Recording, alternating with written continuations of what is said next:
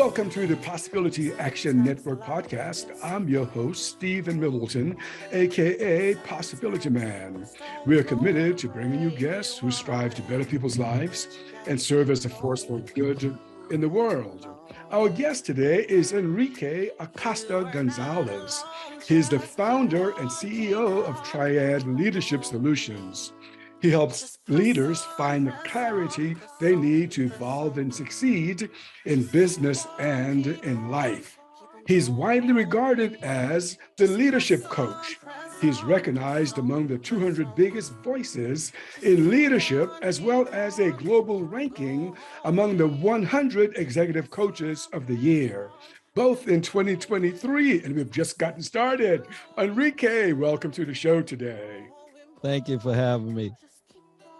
Well, look, I'm thrilled to have a conversation with you. But first, a reminder to our listeners and our viewers, your support matters and is appreciated. Follow, like, and share this podcast wherever you find it. Look, you have a fascinating career. So I just want to start at the beginning. When you were a youngster growing up, what were some of your career aspirations? Yeah, great question. I grew up in the Bronx. So, I lived a very hood life, raised in the inner city. And there were not that many great examples of folks going too far. And I did have one family member that stood out among all of them. And it was a big family. But she set the tone for me, I would say, in terms of being someone in the inner city and still being able to see someone go beyond their environment. And so she became pretty much a guiding light for me. School did provide a platform. I was part of the junior ROTC program out of Clinton High School. And that did give me some parameters to live by. Based on that, I joined the military. And obviously really liked the structure, really liked having a certain set of rules to run your life by, thrived in that arena, I would say, for 26 years and retired. Wow. But early on, there was just that one person. Yeah. So, wow, that person really turned a light on for you and guided you. So let me ask you then, so after high school, was it definite that you would do the military, or was that something that just kind of evolved? No, I think I already had my sights on a military career based on that experience, because like I mentioned, in the inner city, there's not that many great examples of careers. A lot of people worked, but they were working for someone else, and they were never really achieving other than just sustaining their life. That was never in the cards for me.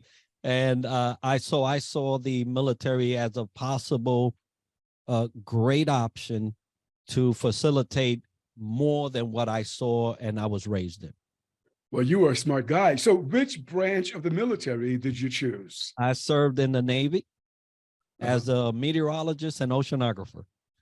Wow. And wait a minute. So you talked about the inner city, you weren't sure about what to do, but you picked some great fields. Why meteorologists? Why that? Yeah, it's funny. At the time, I was living in Puerto Rico, and we just had gone through Hurricane Hugo. When it was time for me to graduate, we were fresh out of that, so it was time for me to enlist. And lo and behold, my test scores were high in math and science. Now, even though raised in the inner city, I remember vividly getting accolades and little awards and certificates for math and science all throughout my schooling years. And they became evident in the exact exam. So the entrance exam is called an ASVAB, and it's called aptitude exam, and math and science were high, and they said, hey, pairing your scores to the different jobs that we have, it shows that you'd be a good candidate for meteorology and oceanography. And I was like, Hugo was fresh in my mind. I said, what better way to serve my nation if I could go get this schooling, come back, and then help in meteorology, hurricane detection and forecasting and all those things. And that's how that Yeah. actually came in. Well, yeah, you were a smart guy for sure to be thinking on that level at a time. So did you like meteorology from the start, or was this a passion that kind of grew on you? The exposure was the actual elements, but it grew on me, right? It's not everybody that goes through school, in this particular case, the AG school in the Navy, makes it. It's a high attrition school, very demanding. It really calls for high scores, but I already had shown the aptitude by the exam, right? So it was definitely something that I was able to do and sustain. And like I said, for 26 years. Yeah, gosh, that's a long time. So what is life like for a meteorologist, oceanographer in the U.S. Navy? Take us into that world. Where did you go? What kinds of things did you see? What did you do? Well, I'll make a long story short. I'll tell you that it's worldwide because meteorology and oceanography is used and employed in every battle space that we have. So we've had people on submarines. We've had people on other service vessels. Like I served on the U.S. Coast Guard cutter for 4 months on their deployment. The Navy kind of farms you out to other agencies that may require your services. So I was able to do that. I've served on Japanese platforms out in Japan. That was a great experience. But we go everywhere, land, sea, undersea. I also did hydrography for the latter part of my career. So I was able to chart ports and things of that nature using hydrographic survey techniques and tools and equipment. So it's very varied.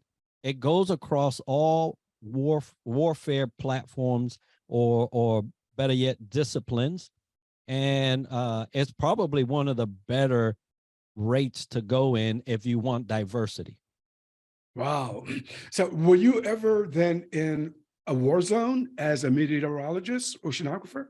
Yes, in 2003, we were the first platform. Now, I was there because I was on the platform, the USS Iwo Jima. It's an amphibious assault ship. We carry Marines, and we also have a Navy complement that owns the ship. But on the onset of the war, OIF, Enduring Freedom, we were the first ship there to transport the Marines so they can go ahead and do their business. But so yes, I'm a wartime veteran. Wow. Yeah. So goodness. So you must have loved it to do it for 26 years. At what point did the Navy really get into you that you said to yourself, yeah, I want to make this a career? Boot camp. But That early? they had me sold on boot camp. The funny thing about boot camp is that normally it is a very hard transition to go from a civilian into through an 8-week, 13-week period, depending on what service you go to transform all that 18 years of learning to no, this is what we want you to do and learn. And it's typically a hard transition, but I mentioned I had the junior ROTC program in my back pocket. So I was already exposed to a lot of the verbiage, a lot of the ways of being. So boot camp for me was very enjoyable, on top of the fact that I had the privilege to serve as what they call the chief petty officer, recruit chief petty officer.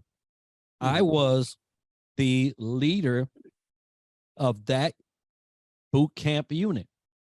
And so it was just, I was sold at boot camp. Okay. So your leadership and your interest in leadership then started in the Navy when you were just a youngster. It was actually before, because like that junior ROTC program, a lot of people don't understand how critical a program like that is in high school.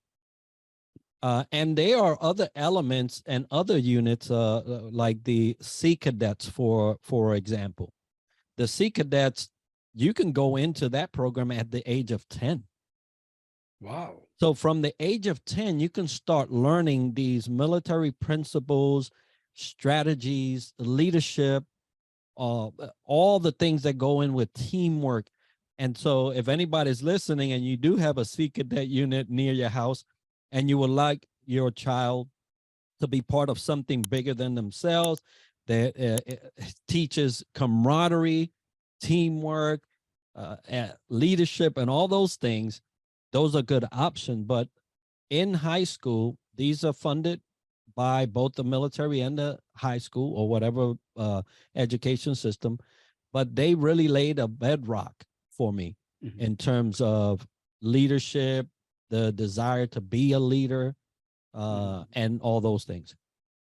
That's fantastic. Well, I'll tell you what, if anyone is listening, watching this podcast, you just got some good advice there. So once your military career ended and you're looking for the next thing, was there something in between what you do now and what you did, but right after the military? Yeah. Everybody that transitions out of the military feels this pressure to now integrate, right? Because you think about it. You took me out of the world, if you was to say that, you took me out of the common day world at the age of 18.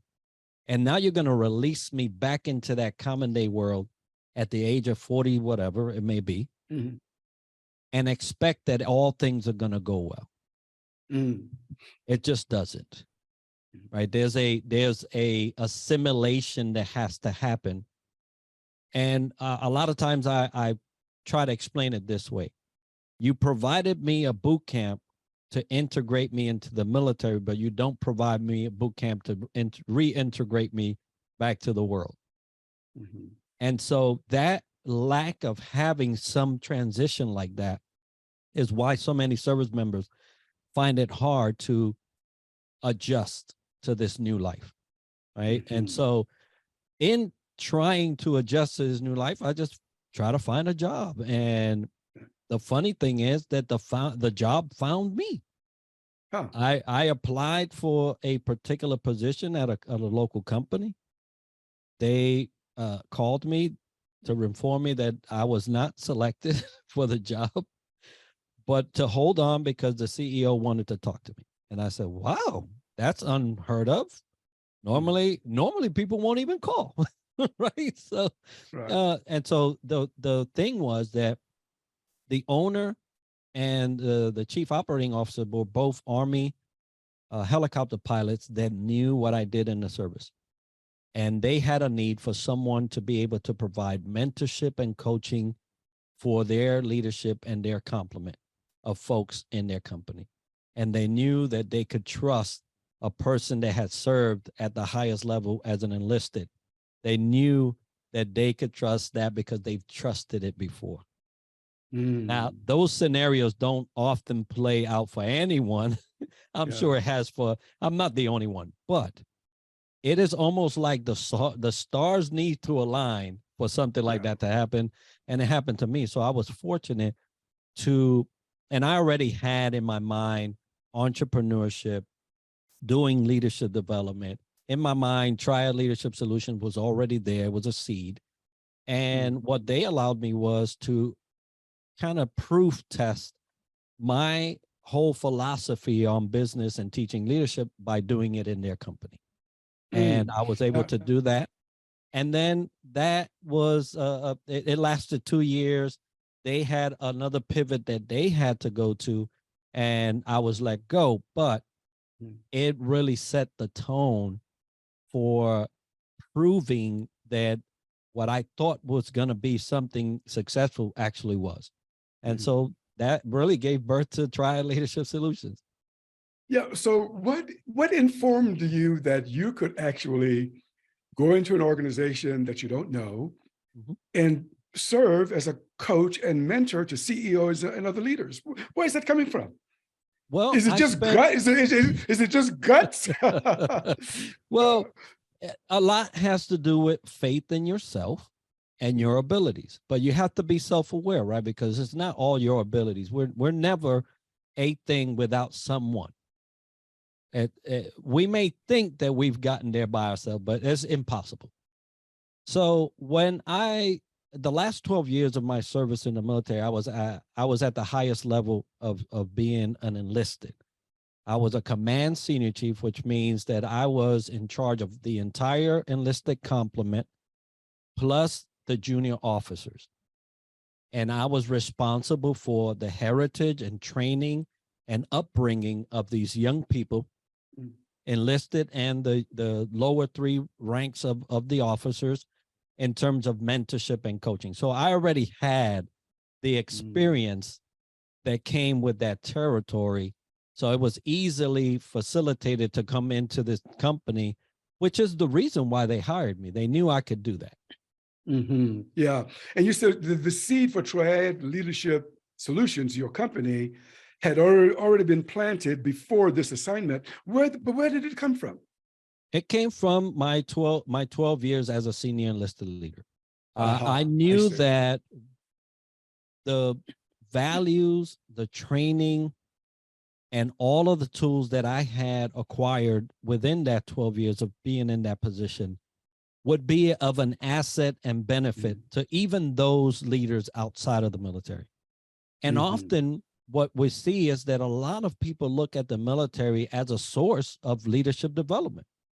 And they often attribute faithfulness, commitment, determination, values to the military people. And it's something you don't have to worry about somebody showing up on time if they come from the military. Well, I would say 9 times out of 10, you're always going to get your one. Yeah. So let's look into you as a leader now. Give us a snapshot of your leadership philosophy. Then we'll go deeper in what you do with Triad. But what's your leadership philosophy? Yeah, my leadership philosophy started early in my naval career. And it was because I saw a leader not executing what they were entrusted to do. And this is why and I always tell this story. Now it has a little different flavor. So I was unfortunately under a leader now, and I'll just frame it this way. As a Hispanic and as a person of color, the science STEM field doesn't have many of us. So number one. So I get selected to go to this station. I was the only one. I was the only one there. And so this particular leader just had something about my accent. And he would berate me in front of people. He would put me aside. He wouldn't let me participate. He would do what he thought it was right for this person he thought he couldn't understand. Now, for whatever reasons, it turned out to be in my favor, right? But that's, I would say that's the grace of God, right? And so early on, I saw what a leader could do and what a leader was not doing. And in that whole process and in that whole experience, what I learned was that if you do not have a heart for your people, you will never lead them the way they desire to be led, even if you had all the training in the world. And so that's when I started saying, you know what really matters is that you be a servant, that if there's any servants in the house, that you be the most serving servant as a leader. And that if you don't have a heart for leadership, it doesn't matter if they pay you $300,000 to $1 million a year. You can't lead somebody out of a hole. You can't. Yeah. And I tell you, that's how did that make you feel when this leader, who is clearly not a good leader, Right. treated you the way he did? How did that make you feel? And then also, how did you, keep your head up and keep yourself moving forward? Yeah, that's a good question. And I'll tell you that obviously did not feel good because it wasn't like I came from another country. I'm a Yeah. US citizen. I was raised in New York. So maybe I have a kind of like a way of talking, right? Because you can say, oh, you're kind of from New York, ain't you? Yeah, yeah, right. But it wasn't the type of I could not see how this person could not understand me. I grew up in a American school system. But what he did, yes, it hurt, but also what he did propelled me down the road of owning my own destiny. Because what I chose, instead of becoming, now I will tell you that I did have a vindictive way of going about this early on, because what I told myself was, no one else is ever going to treat you like that. And so what I did was I went and I took the Webster's dictionary. It used to be red. Everybody knew what that red book was. And I started digesting it day after day. And I would learn a word and I would learn the meaning and I would learn how to pronounce it and I would use it. And so before long, I became the expert that everybody came to for delivering English and speaking and using words that they have never heard of. Wow. And so that's the funny thing of that flip side of that coin, was that what he did, he pushed me so far that I went to the other side, and then he couldn't even touch me in conversation. Yeah, that's an amazing story. Is that he thought he was hurting you, but he actually made you better. He did. That's something. So then Triad Leadership Solutions was born. What do you do with what was your mission? Let's say we out the gate. What did you want to do? Yeah, my mission was to get rid of leaders of that caliber. That's what I wanted to do. Initially was, I know that he's not the only one. I know that a lot of people are suffering under the hands of inequipped and inapt. They don't have the ability to be leaders, but because of different variety of reasons, either, there was a shortfall and someone got put in it, or they were a buddy and they got put in it, or whether they bought their way into it. Either way, there are people in positions that don't have any business being there. That was a given. So what do I do for the sake of the people so that they don't have to suffer like I did? Was educate them, tell them my story, let them know that their actions do affect folks, and let them know that their time is coming. Their time is coming. All right. So in that process of thinking of making sure that no one else suffers like I did, that's how Triad started. And I just said, I'm going to have to create a method where I could speak to people that are not willing to hear, because, when you're in that, you don't think you're doing it wrong. And so I came up with the whole saying of, I take you from SucKcess to success. Yeah, I like that. So I know that the Navy shaped you as a leader, but also notice that you are connected to the John Maxwell team. How did that shape you, or how does that, if you're still connected, shape you as a leader? Yeah, John Maxwell actually touched my life in the 90s. He was still a pastor in San Diego, and I was new to the church as a young adult, and I saw his commentary, and I said, man, this guy's got something great here. And eventually it did come out of the church, but he used it in the church setting. And I just started to read what he was, and I would listen. And I said, man, this guy's got it great. So I was a huge fan back then. Now, retirement kind of gave me an opportunity to, get qualified under his leadership and his program. And so it was nothing new to me. I just got qualified, right? And when you first retire and you're out of service, you're always thinking that you need something to prove your worth in the arenas that you are in now. To be honest, I had enough background and education to get me where I am, but I won't deny that John Maxwell has a great program, and it does facilitate a recognition, right? And so it's a fine dance you have to play there. But getting qualified as a John Maxwell coach, trainer, and speaker was one of the goals I've had for a long time, and I was able to attain it. Mm-hmm. How would you describe your leadership?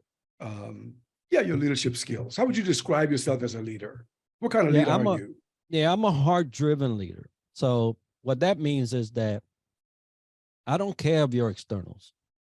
What I care is that things that come about your life are seeds that are dropped into your heart. And so if I was to kind of like characterize my leadership, I'm a heart farmer.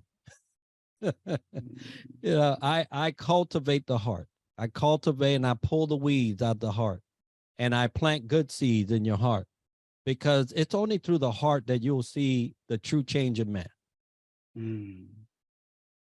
Where is that coming from? When you say, you look at the heart of the people that you work with, is that just coming from the air? I mean, I don't know. Where's that? Is that John Maxwell? Is that the Navy? That's all the above. But if I was to attribute that to a soul thing, it would be God. It would be God. God has taught me what it is to lead a life that is heart-centered. And so all glory to him, and all that goes to him. Yeah, I got you. Yeah. So as a speaker and a coach, where do you draw from? Yeah. Because I know you're a speaker as well as a leadership coach. Yeah.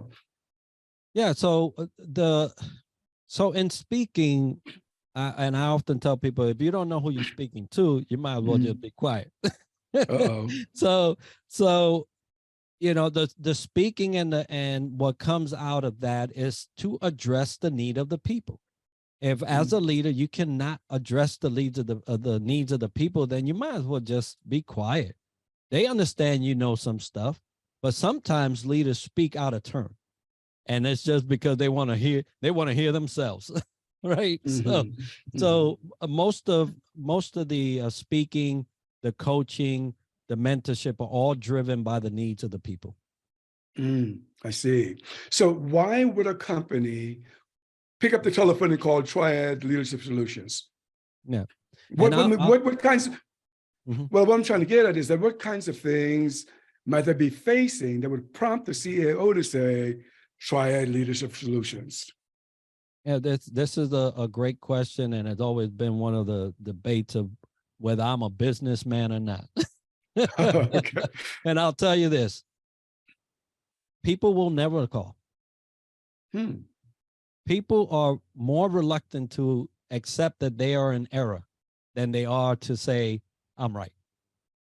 And so there's a lot of leadership that will not admit that they need help. And so the reason why they call me is because I understand that. And so a lot of my work is clandestine, held with a lot of what they call you don't want people to know, and I understand that. And I won't tell nobody. But please get the help. And a lot of my commentary is around that. There's like I won't ask for no references. I won't ask for you to put no post about what we talk. None of that. Because I know that there are a lot of leaders that are hiding behind the fact that they need help. Yeah. And before people find out, they probably won't take it. And so if you're calling me and if you're reaching out to me, you're one of those kind of leaders and you're in good hands. All right. I saw something in your profile, and I've never seen this before.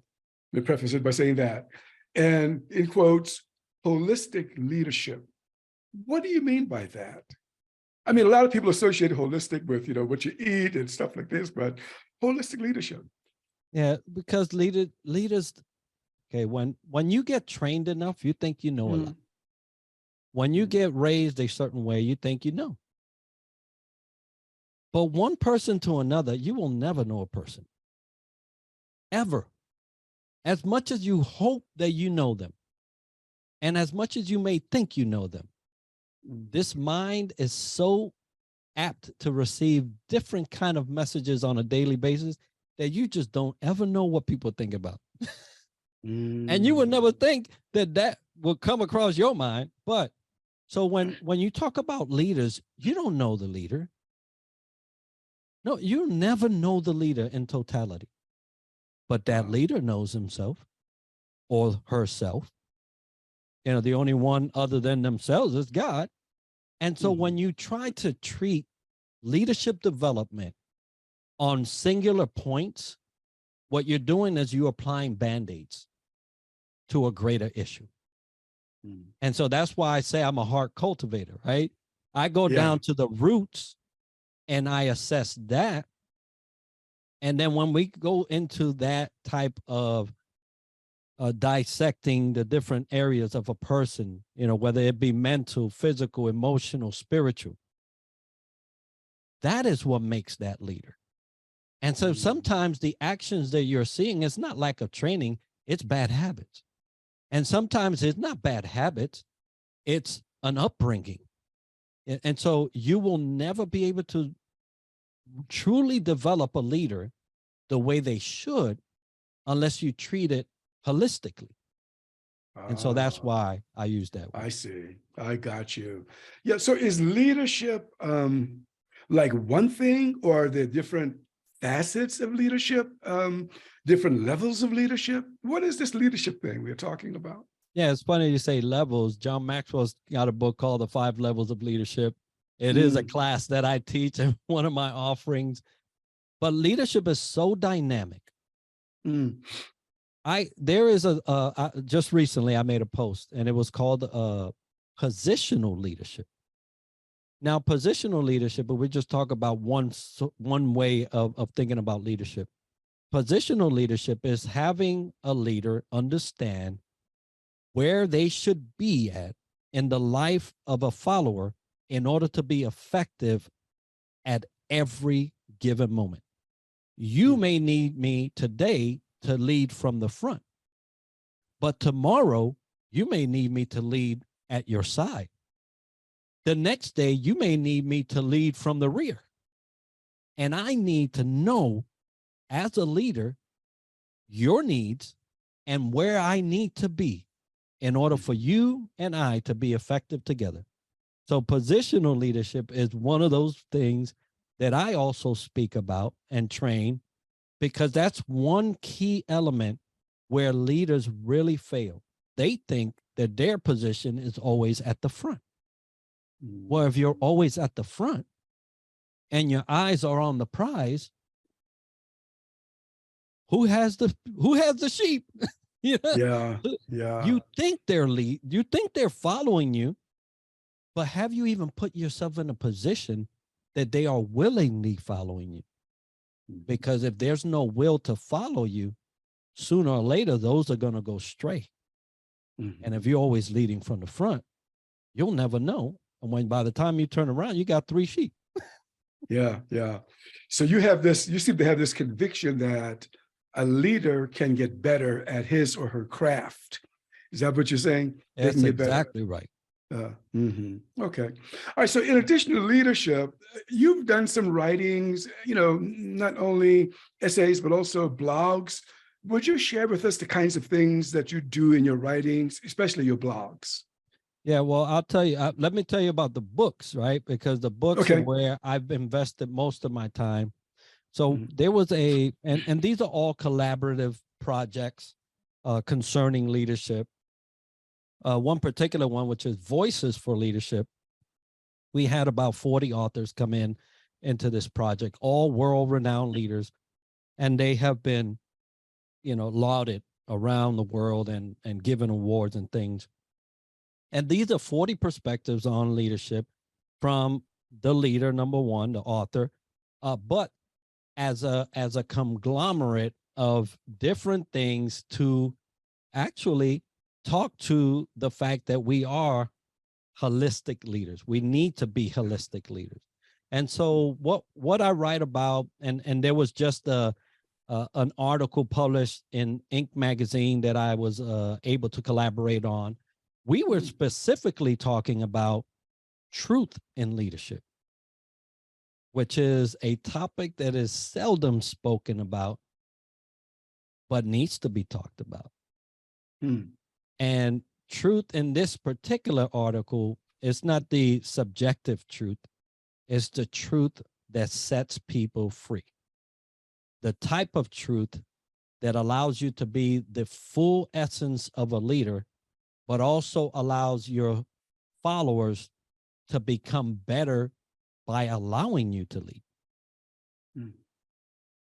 Wow. So this truth, and if I heard you right, the truth that sets people free, what are you talking about? Can you tell me more about that? Yeah, there's a lot of, there's knowledge of something, and then there's a truth about something. So let me give you an example. I got to work late. That's a fact. The truth is my car broke down on the highway. And so a leader must know the difference between the truths and facts. Sometimes facts are just facts. And if you want to be a leader by the book, you'll say you was late, we're going to dock your pay. I guarantee you, your leadership started going downhill. Yeah.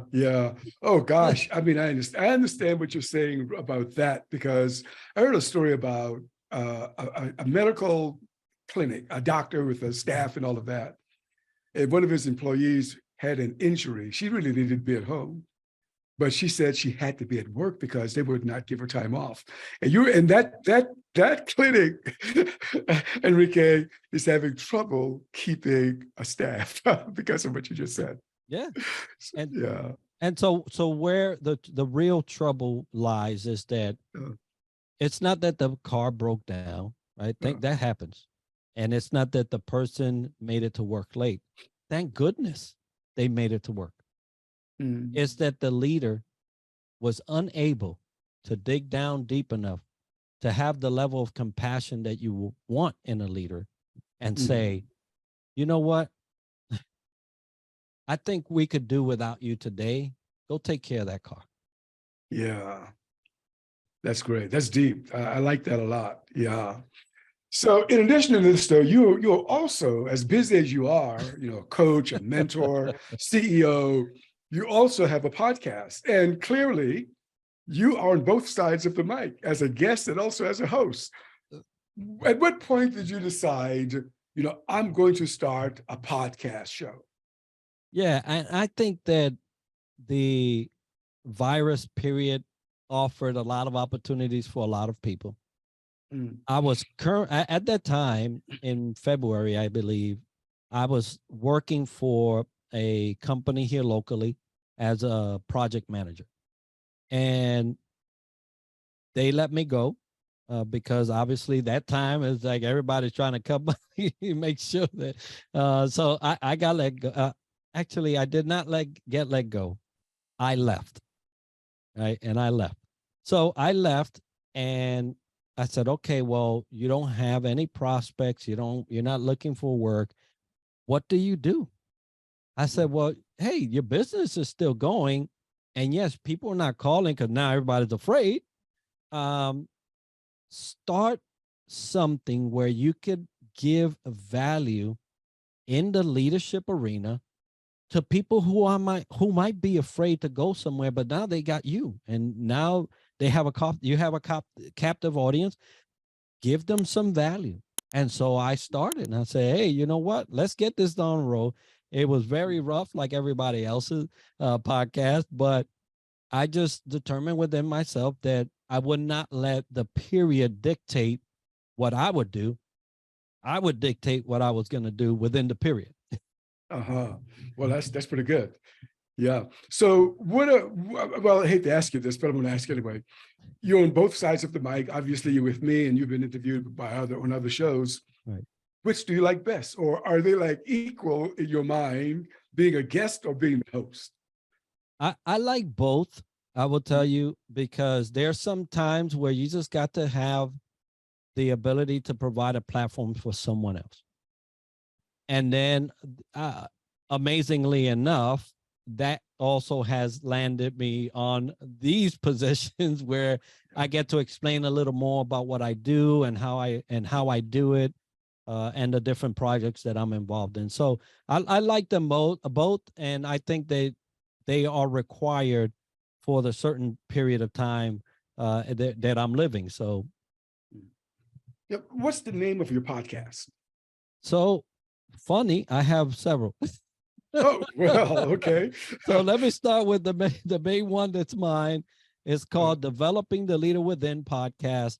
It's a homage to my mentor, John Maxwell. And I started that back in February. So now 4 years now coming up. Wow, and congratulations. No, thank you. Thank you. I also have a veteran-centric leadership podcast called the Leadership Void podcast. And that's also on YouTube and all the platforms. And then I do a Friday live show on LinkedIn called Aloha Friday Live, because the latter part of my life from 18 on, I lived and was on Oahu, Hawaii. So I'm an island boy all around. And so Fridays at 11:30 Eastern every week, we have Aloha Friday Live. Well, when do you rest? When do you sleep? Yes, that sounds like a hefty schedule. What are some of your memorable moments hosting any one of your podcast shows? Yeah. You know that every time I have a guest is memorable. I select my 52 guests the year ahead.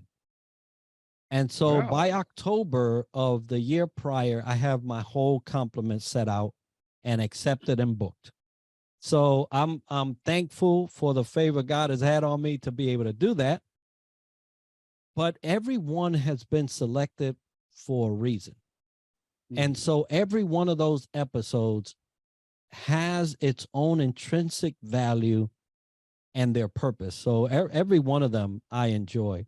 Now, there are conversations, like I'm enjoying this a whole lot. There are conversations you have with certain people that are just, wow, I'm so happy that I got to spend that time with them and got to know them.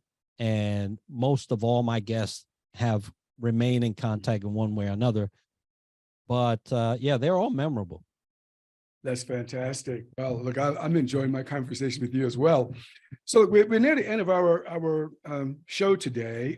Is there anything else you care to share with us that you and I have not touched on already?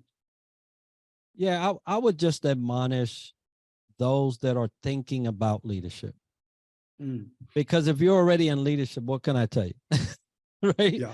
But if you're thinking about leadership, leadership requires more than you think you have.